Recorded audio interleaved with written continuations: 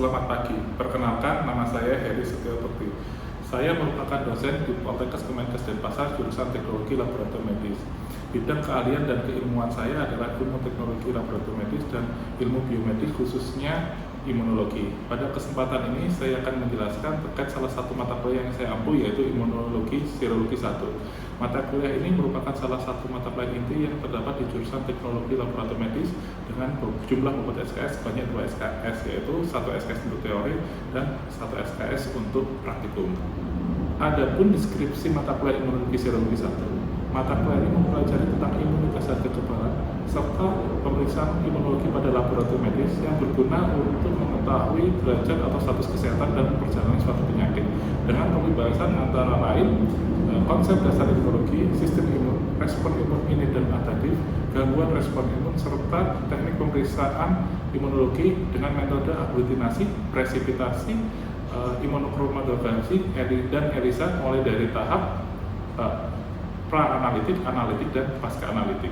Untuk kemampuan yang diharapkan setelah mengikuti mata kuliah imunologi serologi 1, mahasiswa diharapkan dapat memahami dan menjelaskan antara lain konsep dasar imunologi, sistem imunologi, respon imun baik respon imun innate dan adaptif, dan gangguan respon imun. Serta mahasiswa dapat melakukan pemeriksaan imunologi untuk berbagai macam penyakit dengan metode antara lain aglutinasi dan presipitasi, imunokromatografi, dan juga metode ELISA. Adapun sistem dan metode pembelajaran pada mata kuliah imunologi serologi 1 untuk perkuliahan teori dapat dilakukan secara langsung di ruang kuliah di kampus. Selain itu juga dapat dilaksanakan secara sinkron maya atau daring, di mana pada setiap perkuliahan yang dilakukan, mahasiswa diberi kesempatan untuk bertanya kepada dosen jika ada penjelasan yang perlu diulang atau kurang dipahami. Selain itu, pada setiap akhir perkuliahan atau materi yang diberikan, mahasiswa diberikan kuis oleh dosen untuk mengetahui pemahaman mahasiswa terhadap materi yang sudah dijelaskan. Selain itu, mahasiswa juga diberikan tugas baik tugas individu maupun kelompok, sedangkan untuk perkuliahan praktikum keseluruhannya dilaksanakan secara langsung di laboratorium kampus. Hal ini terkait dengan kompetensi dan keterampilan yang harus dimiliki oleh mahasiswa teknologi laboratorium medis, di mana pada setiap akhir praktikum mahasiswa harus membuat laporan praktikum terkait dengan materi yang telah dilaksanakan meliputi tahapan pre-analitik, analitik, dan pasca-analitik dari materi yang praktikum. Untuk sistem penilaian pada mata kuliah ini terdiri dari dua, yaitu penilaian proses sebesar 60% dan penilaian produk sebanyak 40%. Pada penilaian proses terdiri dari dua, yaitu penilaian sikap dan aktivitas selama perkuliahan, baik itu perkuliahan teori dan praktikum sebanyak 20%, dan penilaian penyelesaian tugas-tugas dan juga kuis sebanyak 40%. Sedangkan penilaian produk terdiri dari UTS sebesar 20% dan UAS sebesar 20%.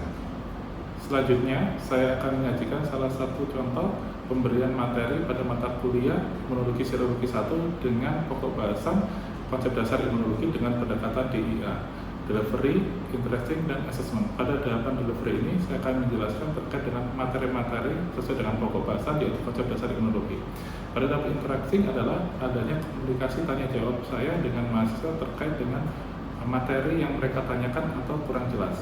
Berikutnya adalah assessment, di mana pada akhir perkuliahan saya akan memberikan pertanyaan, dan pertanyaan itu akan dijawab mahasiswa. Setelah itu kita akan bahas bersama. Silakan menyaksikan. Selamat pagi semuanya. Apa kabar mahasiswa semuanya? Sehat ya? Sehat. Pagi ini semua mahasiswa hadir dalam perkuliahan ini? Ya. Mahasiswa jangan lupa untuk selalu mengisi daftar hadir pada setiap perkuliahan yang diikutin ya.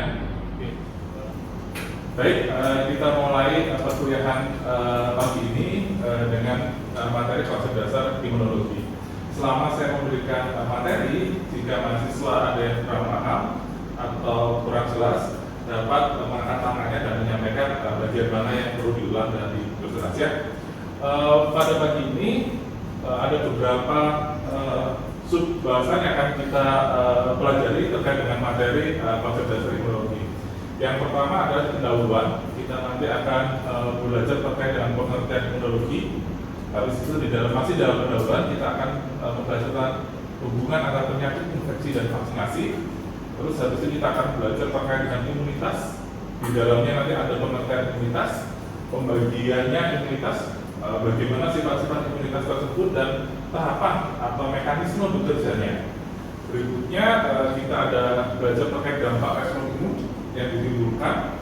Selanjutnya yang terakhir adalah kita ada bagaimana peranan imunologi dalam bidang kesehatan, yang tentunya itu sesuai dengan kompetensi kalian sebagai seorang teknologi laboratorium medis. Di slide ini kita bisa lihat pengertian dari imunologi. Jadi apa sih yang dimaksud dengan imunologi? Imunologi itu adalah ilmu yang mempelajari tentang sistem dan respon kekebalan atau pertahanan tubuh terhadap gangguan yang dapat mengganggu fungsi normal tubuh. Jadi dia fungsinya adalah mempertahankan bahwa tubuh itu dapat berjalan sesuai dengan fungsi normalnya. Contoh yang paling baik bagaimana sistem pertahanan tubuh itu dibangun adalah seperti ini.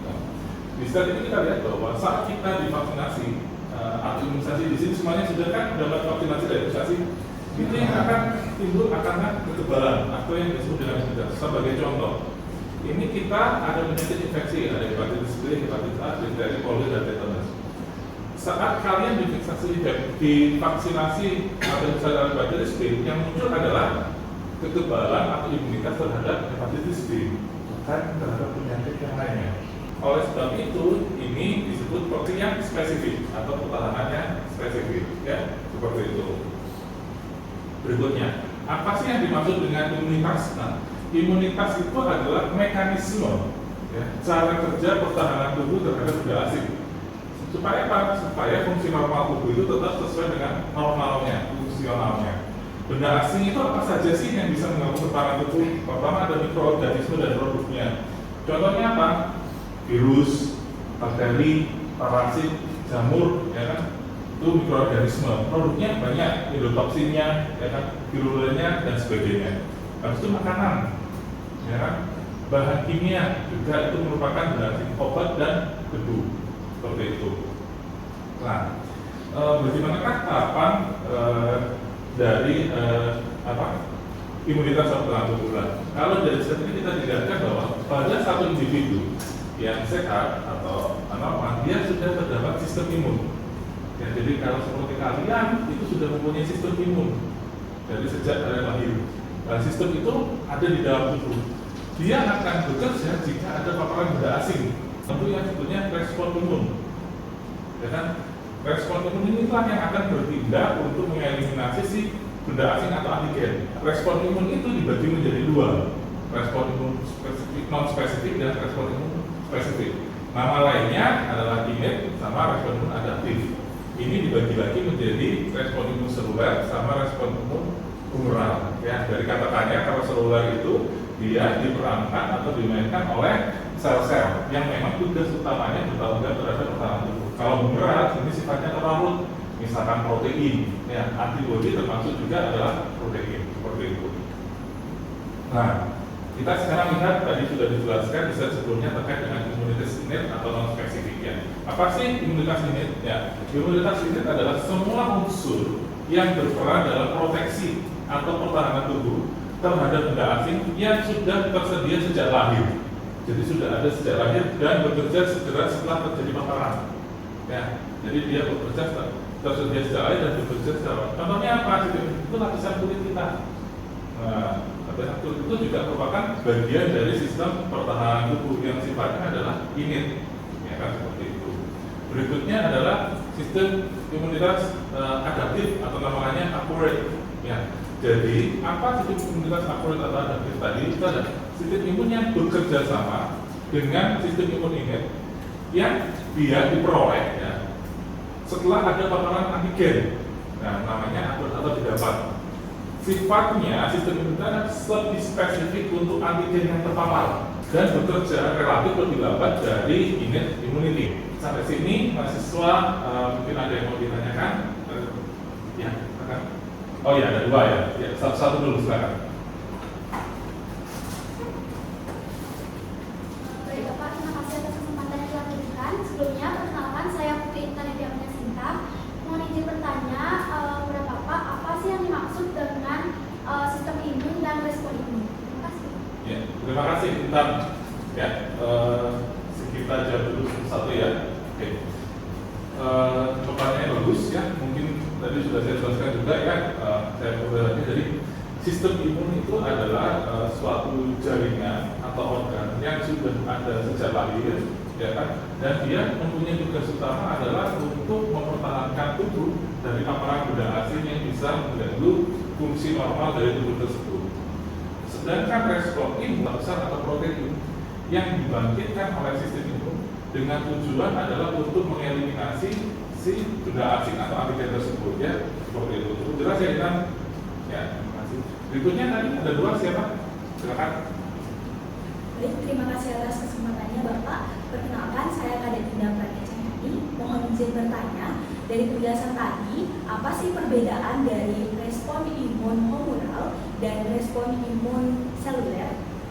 Ya, terima kasih Kadek atas pertanyaannya. Ya, sudah dijelaskan tadi juga bahwa respon imun itu terdiri ada apa ya, respon imun seluler dan respon imun humoral. Punya mekanisme yang berjalan. Kalau seluler itu diperankan oleh sel-sel. Contohnya adalah sel makrofager, ya kan, makrofag. Itu ada sel-selnya. Sedangkan respon imun humoral, contohnya apa? Nanti ada namanya antibodi dan komplement. Bisa dipahami ada ya? Oke. Ada lagi pertanyaan? Cukup ya, saya lanjutkan ya. Baik, sistem imun yang baik, yang fungsional itu dia punya kemampuan membedakan sel dan non sel bahwa ini antigen saya, maka dia tidak akan menyerang. Kalau dia antigennya bukan punya dia akan berusaha untuk mengeliminasi atau menyerangnya atau menghancurkannya. Nah, bagaimanakah sistem imun itu punya kemampuan sel dan non sel ini berdasarkan kemampuan suatu protein molekul yang ada di reseptor antigen. Itu yang disebut adalah soft immunoglobulin dan TCR atau T cell receptor. Nah, protein-protein inilah yang berperan untuk nanti mengenali protein antigen secara spesifik. Nah, ini bagaimana cara kerjanya respon imun terhadap benda asing. Nah, ini diberikan contoh ya. Jadi ini ada waktu berjalannya infeksi. Yang di jam ini batasannya ya. Di sini ada limit. Ini adalah adaptive immunity atau tadi accurate immunity. Jadi saat kita ada mikrob masuk, ya, dia akan berusaha untuk menembus lapisan chemical barrier kita. Nah, di sini dia sudah dibentuk oleh suatu sel yang sifatnya ada sel-sel pagosit. Dan ini tadi sifatnya seluler. Ya, sel-sel ini bisa memakan atau namanya memfagositosis si mikroba tersebut dan menghancurkannya. Nah, selain itu di dalam immunity itu juga ada suatu pertahanan humoral, yaitu salah satunya adalah komplement. Ya, komplement itu suatu protein kecil ya, yang tujuannya itu untuk merubangi si dinding sel bakteri atau dialisis. Kalau dialisis bakterinya mati, mikrobanya mati. Selain itu ada NK sel juga. Nah, pertahanan immunity itu berjalan selama 12 jam dari pertama sampai 12 jam. Kalau mikrobanya ini berhasil tetap menembus pertahanan ini, dia akan ditunggu oleh pertahanan adaptif. Nah, lihat di sini pertahanan adaptif itu memerlukan bantuan si innate. Kita lihat sel hijau ini. Ini ada sel yang sama yang ada di innate. Maka dia memperkenalkan bakteri ini terhadap sel T limfosit. Apa yang terjadi? Sel itu makin memperbanyak diri. Ya kan, namanya proliferasi. Ini yang disebut apa? Diferensiasi. Kalau di sini T limfosit saja, sini menjadi efektor T sel. Perubahan dari fungsi itu disebut diferensiasi. Yang di atas ini adalah gambaran sel B-nya, limfosit B. Ya, di sini adaptif juga kita lihat. Ini dikenalkan pada mikroba secara langsung bisa dia menjadi memperbanyak diri. Ya, disebut apa tadi? Proliferasi, dan dia menghasilkan antibodi. Oke. Sebagai contoh, berikutnya adalah ini gambaran bagaimana respon imun itu memberikan makna terhadap derajat atau status kegerangan seseorang. Pada gambar ini sumbernya menandakan adanya konsentrasi antibodi. Pada sumber yang mendaftar ini ada infeksi primer dan infeksi sekunder. Infeksi primer adalah saat orang itu baru pertama kali terpapar oleh suatu benda asing, baru pertama kali terkenal. Apa yang terjadi? IgM akan muncul dulu. Namun setelah tahun, seiring berjalannya waktu, IgM akan naik, IgG akan naik, dan IgM akan turun.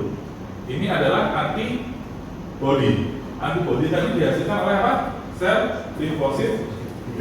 Ya. Jadi kalau kita lihat, nah, ini akan naik dan turun, dan habis itu kalau mikrobanya tadi berhasil dieliminasi, dia akan decline atau menurun konsentrasinya.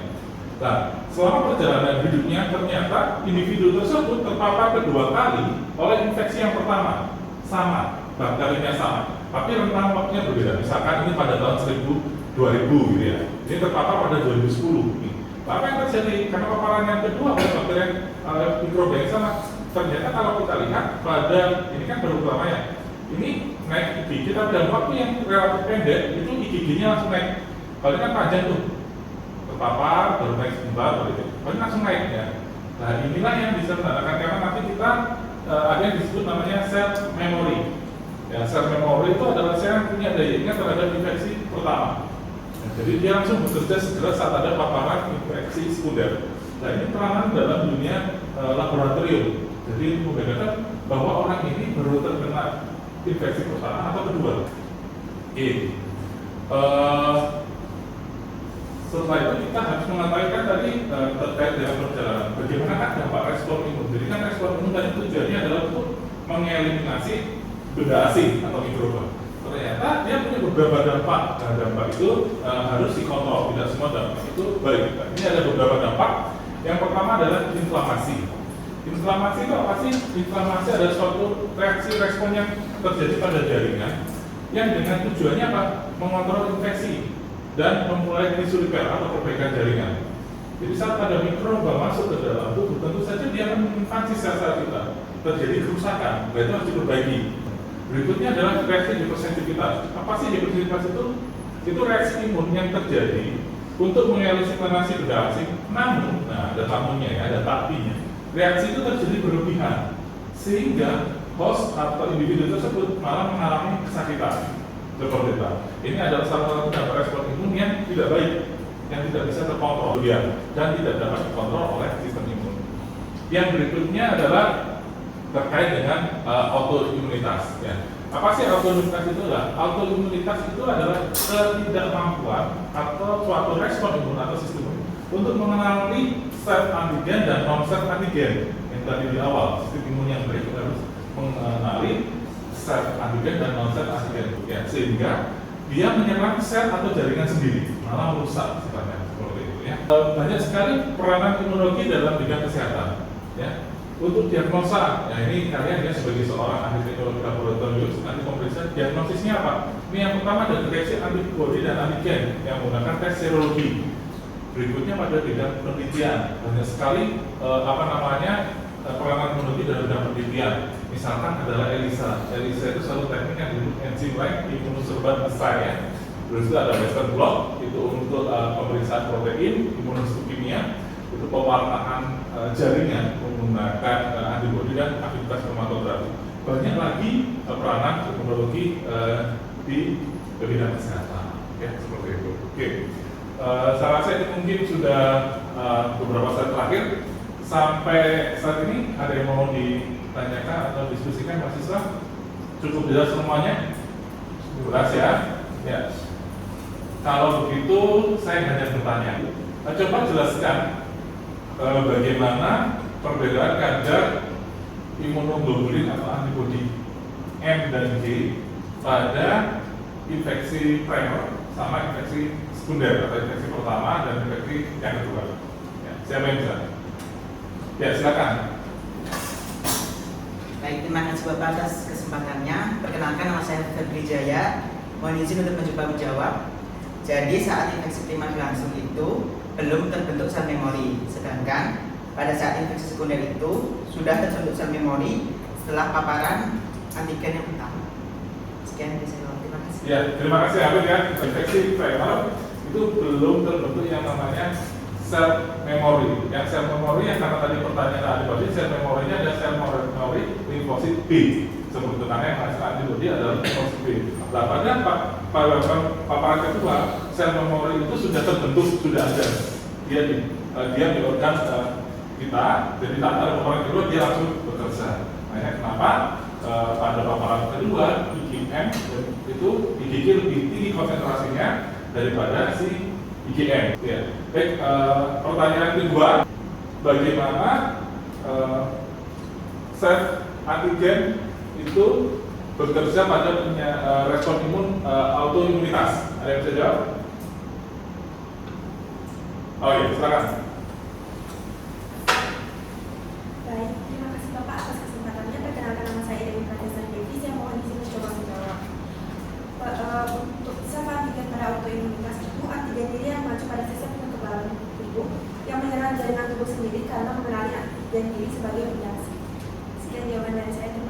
Ya, terima kasih Tuannya. Ya, benar ya. Jadi yang di bagian peran sel antigen pada penyakit autoimunitas adalah dari ketidakmampuan atau kehilangannya si sistem imun atau respon imun untuk membedakan mana antigen sel atau jaringan tersebut, sehingga jaringan yang sendiri yang harusnya tidak diserang malah diserang. Ada beberapa hal yang bisa disimpulkan dari materi yang diberikan, yaitu pertama adalah imunologi itu adalah ilmu yang mempelajari tentang sistem dan respon kekebalan pertahanan tubuh terhadap adanya gangguan fungsi normal dalam tubuh. Ya. Berikutnya adalah imunitas normal itu terdiri dari sistem imun dan respon imun yang akan teraktivasi pada saat adanya paparan.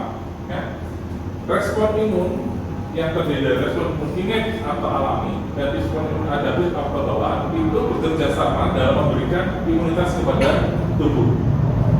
Imunologi banyak sekali digunakan dalam bidang kesehatan, baik itu bidang terapi, diagnosis dan penelitian. Ya. Mungkin itu pada materi kuliah pagi ini terkait dengan konsep dasar imunologi. Selanjutnya kita akan melakukan kuis ya untuk mengetahui pemahaman kalian terhadap materi yang sudah diberikannya. Kuis diberikan di dalam bentuk Google Form. Silakan menjawab melalui Google Form. Waktunya 10 menit. Ya, pertanyaannya ada 3. Pertanyaan akan ditampilkan di slide juga dengan link Google Form-nya. Tapi link Google Form hanya untuk menjawab saja seperti itu. Ada pertanyaan? Sudah siap untuk menjawab? Ya, silakan disediakan HP-nya, boleh lewat HP, boleh. Ya. Waktunya 10 menit ya.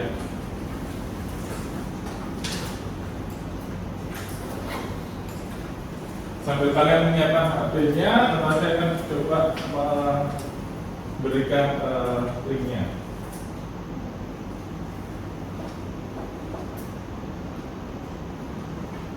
Sudah kelihatan? Ya, silakan linknya diakses dan dijawab pertanyaannya. Ya. Waktunya 10 menit ya. Sudah bisa akses semua? Sudah. Oke. Silakan dijawab sendiri ya, tidak boleh bisa sama.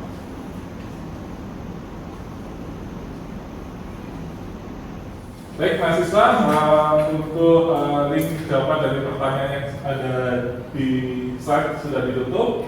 Ya, nanti dari jawaban kalian itu akan saya periksa dan saya berikan nilai untuk nilai kuis pada mata kuliah pertemuan kali ini.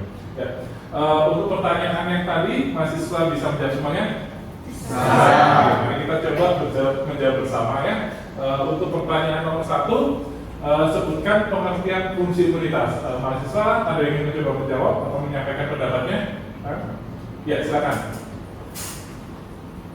Terima kasih atas kesempatan yang telah diberikan. Sebelumnya perkenalkan saya Dewa Yudhya, mohon izin menjawab pengertian fungsi imunitas. Fungsi imunitas itu berperan dalam menjaga secara terus-menerus keseimbangan fungsi normal tubuh terhadap adanya benda asing, baik itu dari kimia maupun biologi, yang dapat masuk serta mengganggu fungsi normal dari tubuh. Sekian jawaban dari saya. Terima kasih Bapak. Ya, terima kasih Dewa Yudhya. Sesuai ya apa yang disampaikan Dewa Yudhya terkait dengan fungsi imunitasnya. Jadi fungsi imunitas itu mempertahankan fungsi normal dari tubuh terhadap adanya paparan benda asing ya. Oke. Baik, kita lanjutkan ke pertanyaan nomor 2 terkait dengan komponen imunitas. Mahasiswa ada yang mau menyampaikan pendapat? Ya, silakan. Baik, sebelumnya perkenalkan saya Dewa Putri. Jadi di sini saya akan menjawab pertanyaan terkait komponen imunitas. Nah, jadi imunitas ini terdiri dari sistem imun dan juga respon imun, di mana sistem imun ini merupakan kumpulan dari organ dan jaringan pada tubuh yang berfungsi sebagai pertahanan tubuh. Sedangkan respon imun ini merupakan komponen sel dan protein yang berperan pada eliminasi benda asing yang mengganggu fungsi normal tubuh, di mana respon imun ini terdiri dari respon imun alami dan juga bawaan. Sekian dari saya, terima kasih. Ya, terima kasih kepada Dewa Ayu Putri yang disampaikan dari komponen imunitas itu ada sistem imun dan respon imun, di mana sistem imun adalah jaringan dan organ yang berfungsi atau berperan terhadap pertahanan tubuh, sedangkan kalau respon imun adalah sel-sel efektornya dan protein-protein efektornya, di mana respon imun itu terdiri dari 2, yaitu seluler dan bumerang. Kalau seluler sesuai dengan namanya diperankan atau dijalankan oleh sel-sel imunitas. Kalau bumerang dijalankan oleh protein-protein imunitas. Contohnya adalah antibodi dan komplement ya. Baik, pertanyaan terakhir dengan pertanyaan sistem kerja dari imunitas. Ada yang bisa menjawab, mahasiswa? Ya, silakan. Baik Bapak, terima kasih atas waktu yang telah diberikan. Sebelumnya perkenalkan saya Anastasia Fernanda. Mohon izin menjawab pertanyaan nomor 3 mengenai sistem kerja dari imunitas. Seperti yang sudah dijelaskan sebelumnya, di mana sistem kerja dari imunitas sendiri itu dimulai saat benda asing masuk, maka respon imun akan berusaha untuk eliminasi benda asing tersebut. Namun jika benda asing dapat menembus respon imun, maka respon imun adaptif akan memulai mengenal benda asing tersebut dan mengaktifasi sel imun untuk memproduksi antibodi yang spesifik dalam mengeliminasi benda asing tersebut. Sekian Bapak. Ya, terima kasih kita jadi sistem kerja imunitas itu dimulai dari respon imun innate yang dia bekerja segera setelah adanya paparannya, seperti itulah. Berikutnya sistem respon imun berikutnya adalah respon imun adaptif, di mana yang bekerja memerlukan bantuan dari respon imun innate. Baik, mahasiswa, maka dengan berakhirnya tadi sesi diskusi pertanyaan tadi, maka kuliah pagi ini dengan mata kuliah imunologi 1, materi konsep dasar imunologi sudah selesai. Untuk perkuliahan selanjutnya materi akan saya share ke MS Team. Juga ingat untuk penugasan ya, nanti ada penugasan yang secara pokok harus kalian kerjakan ya. Maka selamat pagi mahasiswa, sampai bertemu pada perkuliahan berikutnya. Terima kasih dan selamat pagi. Demikianlah UDT PKTPT bidang pengajaran dari saya. Terima kasih.